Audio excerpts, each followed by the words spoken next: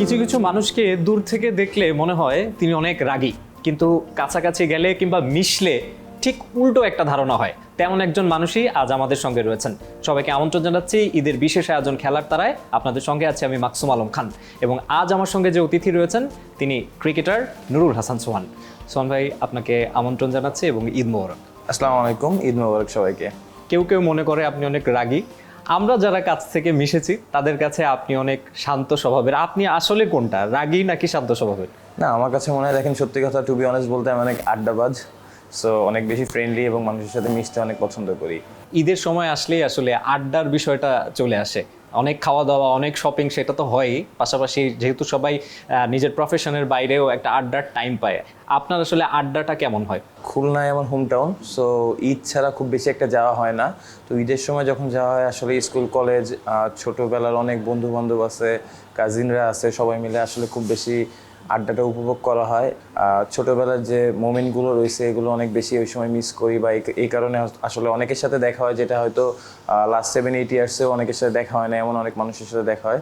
আর সত্যি কথা বলতে কুরবানির ঈদে স্পেশালি আমার কাছে মনে হয় যে হাটে যাওয়াটা আমি খুব বেশি উপভোগ করি। এবং আপনি নিজেই হাটে যান এখন? জি হ্যাঁ, হাটে যাই এবং এটার জন্য আসলে খুব এক্সাইটেড থাকি এবং অনেকদিন ধরে ওয়েটও করি। যদি বলি যে কয়েকবার হয়তো দেশের বাইরে ঈদ করা হয়েছে, সব থেকে বেশি আসলে কুরবানির ঈদের সময় এটাই আমি অনেক বেশি মিস করি। হাটে যান, হাটের কোনো স্মৃতি কি মানে মনে পড়ে? ঈদের সময় বিশেষ করে অনেকেরই থাকে, দেখ স্মৃতি আছে কিনা?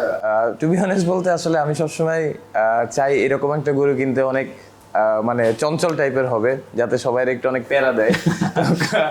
এরকম হয়েছে আসলে 1-2 বার, আমাদেরও আসলে গরু নিয়ে আসার সময় ছুটে গেছে, পরে অনেক কষ্টে খোঁজা হয়েছে। বাট আমার কাছে মনে হয় যে এটা পার্ট অফ একটা ফান, সো অনেক বেশি এনজয় করা হয় এবং গরুটা হাটের থেকে বাসায় নিয়ে আসা বা 2-3টা হাট ঘোরা, এটা আসলে খুব বেশি এনজয় করি। ফ্রেন্ডদের কথা বললেন, কাজিনদের কথা বললেন, একই সঙ্গে ক্রিকেটার কেউ আছে কিনা যার সাথে আপনার আড্ডা খুব ভালো জমে? না, ঈদের সময় হয়তো দেশের বাইরে ঈদ করলে একসাথে ঈদ করা হয়, ওই সময় হয়তো প্রফেশনাল কারণে হয়তো ওই সময়টাও পাওয়া যায় না। বাট কয়েকবার একসাথে আমরা ঈদের নামাজ পড়েছি, আর একসাথে ড্রেসিং রুম শেয়ার করলে আমার কাছে মনে হয় যে টোটালি একটা ফ্যামিলি, এবং সবার সাথে যে থাকে, যখন থাকে যেভাবে থাকে ওইভাবে টাইমটা এনজয় করার চেষ্টা করি। খুলনায় তো খুব বেশি থাকার সুযোগ হয় না এখন প্রফেশনের কারণে, তো কোন জিনিসটা বেশি এনজয় করেন ঈদের টাইমে গেলে বিশেষ করে? এখন আমার মেয়েও আসলে যাওয়ার পর খুব এনজয় করে, দাদা বাড়ি যাচ্ছে। হয়তো ঈদ ছাড়া খুব একটা যাওয়া হয় না এখন। আর সত্যিকার অর্থে ছোটবেলার রুমটা, যেটা থেকে আসলে বড় হয়েছি, তো এই রুমটা গেলে আসলে অন্যরকম একটা ফিলিং সবসময় পাওয়া যায়, একটা নস্টালজিয়া কাজ করে। রাইট। আপনি কি ফুডি নাকি? ফুডি বলতে আসলে ওইরকম না, বাট ওকে, মানে হ্যাঁ, টেস্ট করতে পছন্দ করি, আবার যখন মন চাই খাচ্ছি। বাট অবশ্যই খুলনায় গেলে আম্মু অনেক কিছু রান্না করে, এটা আসলে তখন আসার পর হয়তো আরো বেশি কষ্ট করার লাগে। তো সবসময় যাওয়ার আগে আম্মুর এভাবেই বলা হয় যাতে খুব বেশি কিছু না রান্না করে এবং খাওয়ার জন্য জোরাজোরি না করে। আন্টির হাতের কথাই যদি বলি, কোন রান্নাটা বেশি পছন্দ করেন ঈদের সময় খেতে?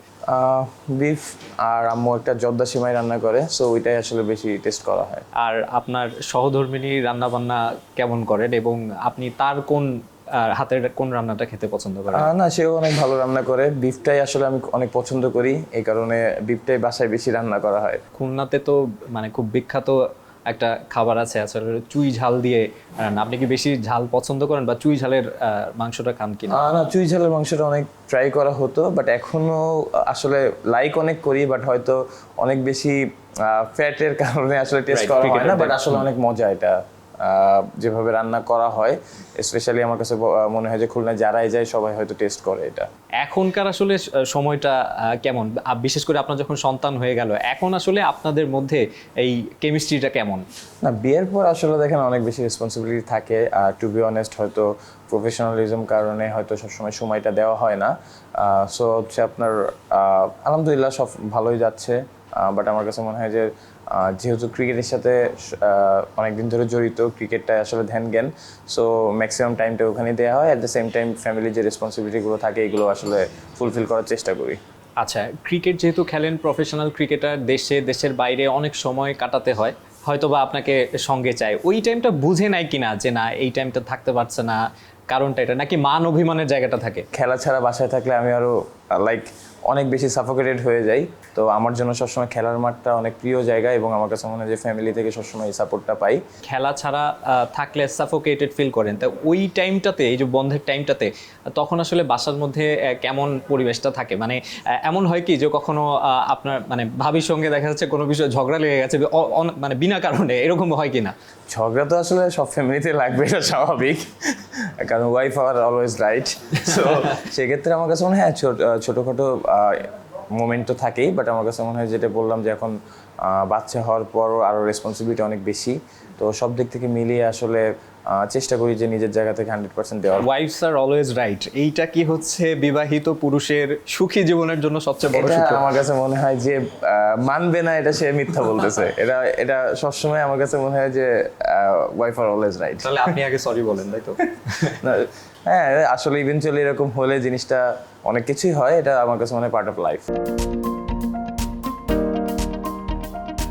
সোহান ভাই, ঈদের সময় যখন খুলনাতে যান, তখন কি মানে ঢাকা থেকে নিজে ড্রাইভ করে যাওয়াটা পছন্দ করেন, নাকি হচ্ছে যে বাই এয়ার বা মানে অন্য কোনো ট্রান্সপোর্টে? না, গাড়ি নিয়ে যাওয়া হয় ম্যাক্সিমাম টাইম, নিজে নিজে ড্রাইভ করা হয়, অনেক সময় ড্রাইভারও থাকে, বাট যে রোডটা অনেক সুন্দর, সো নিজে ড্রাইভ করতে কমফোর্টেবল ফিল করি। শুরুটা খুলনা থেকে অবশ্যই, তারপরে ধীরে ধীরে আপনি যখন ন্যাশনাল টিমে খেলেছেন বা বিভিন্ন লিগে খেলছেন, দেশের বাইরেও এখন লিগে খেলছেন, সব মিলিয়ে এই মুহূর্তে ক্রিকেট নিয়ে আপনার পরিকল্পনার জায়গাটা কি ভাবেন সামনের দিনগুলোতে? ক্রিকেটে আমরা যেখানে থাকার কথা ছিল লাস্ট কয়েক বছরে, আমরা আসলে ওই জায়গাটা নাই।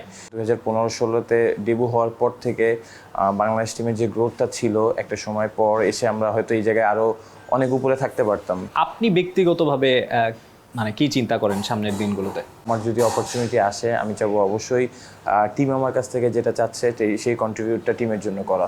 টেপ টেনিস গেম মিস করেন?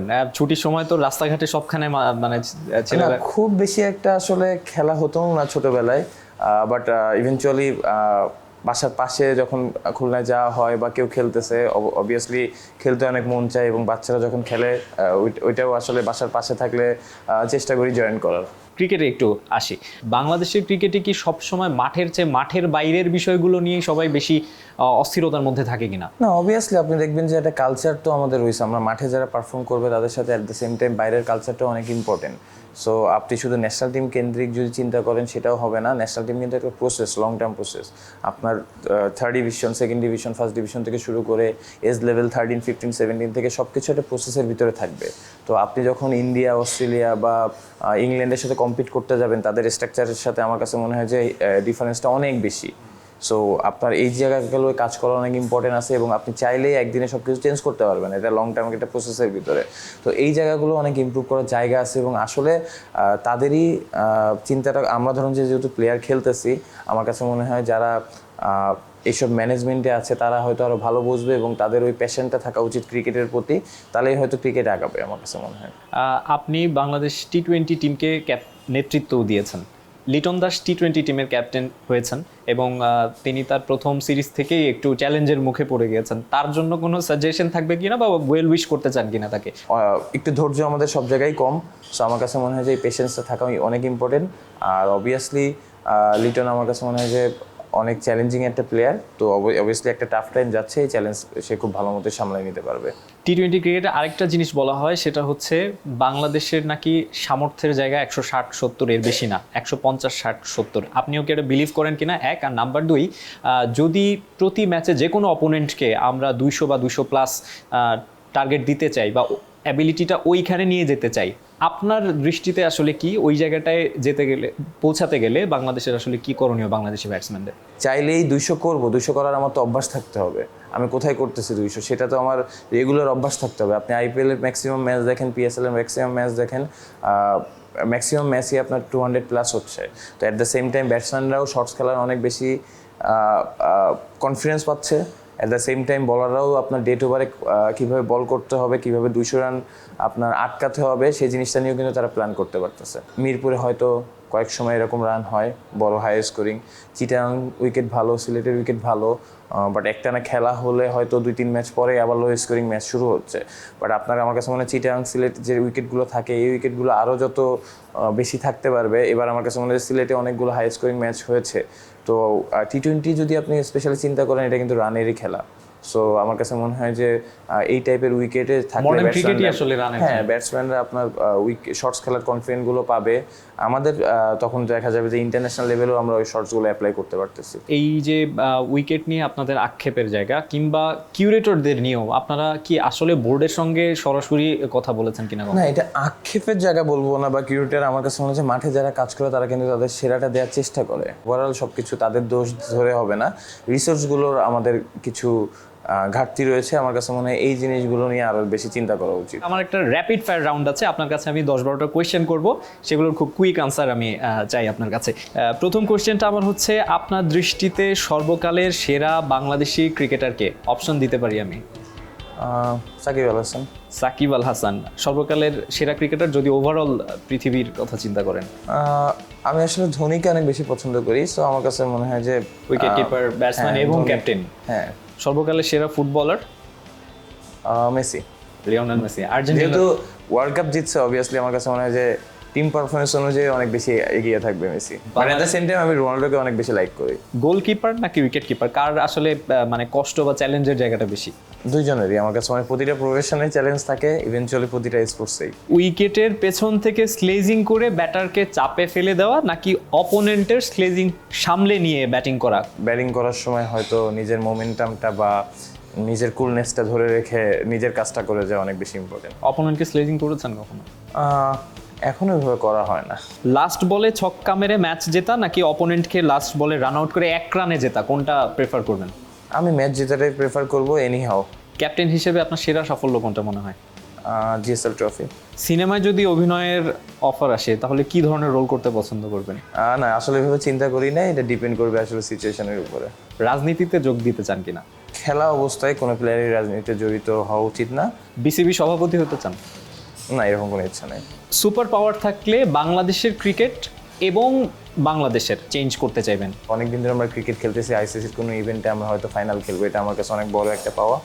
আর বাংলাদেশ অনুযায়ী আমার কাছে মনে হয় যে শুধু একা বা কয়েকটা মানুষের পক্ষে বাংলাদেশের যে কালচার আমরা তৈরি করেছি এটা ঠিক করা সম্ভব না। প্রতিটা মানুষের হেল্প লাগবে এবং প্রতিটা মানুষকে ইন্ডিভিজুয়াল চিন্তা না করে আসলে দেশকে আগে ভালোবাসতে হবে। এই সাথেই আমাদের আসলে র্যাপিড ফায়ার রাউন্ডটা শেষ করছি। অনেকক্ষণ আড্ডা দিলাম আপনার সঙ্গে, ঈদ নিয়ে কথা বললাম, ক্রিকেট নিয়ে কথা বললাম, আমরা একদম অনুষ্ঠানের শেষ পর্যায়ে চলে এসেছি। আপনি আপনার ফ্যানদের উদ্দেশ্যে ঈদের শুভেচ্ছা জানানো বা কোনো কিছু বলতে চান কিনা? সবাইকে ঈদ মোবারক, সুস্থ থাকবেন, আর অবশ্যই আমার জন্য আমাদের জন্য দোয়া করবেন। অনেক ধন্যবাদ সোহান ভাই আমাদেরকে এভাবে সময় দেওয়ার জন্য। আপনারও ঈদের এই সময়টা খুবই ভালো কাটুক। ধন্যবাদ। দর্শক, আমরা কথা বলছিলাম ক্রিকেটার নুরুল হাসান সোহানের সঙ্গে, তার ঈদের সময়টা কেমন কাটে, ক্রিকেট নিয়ে তার ভাবনাগুলো কি, সব বিষয়ে বিস্তারিত আলোচনা হলো, আড্ডা হলো। এখানেই শেষ করছি আজকের আয়োজন। এই ছিল আজকের খেলার তারায়। পরবর্তীতে অন্য কোনো অতিথি নিয়ে আবারও আপনাদের সামনে হাজির হবো। সে পর্যন্ত ভালো থাকুন, সুস্থ থাকুন, সঙ্গেই থাকুন সবাই।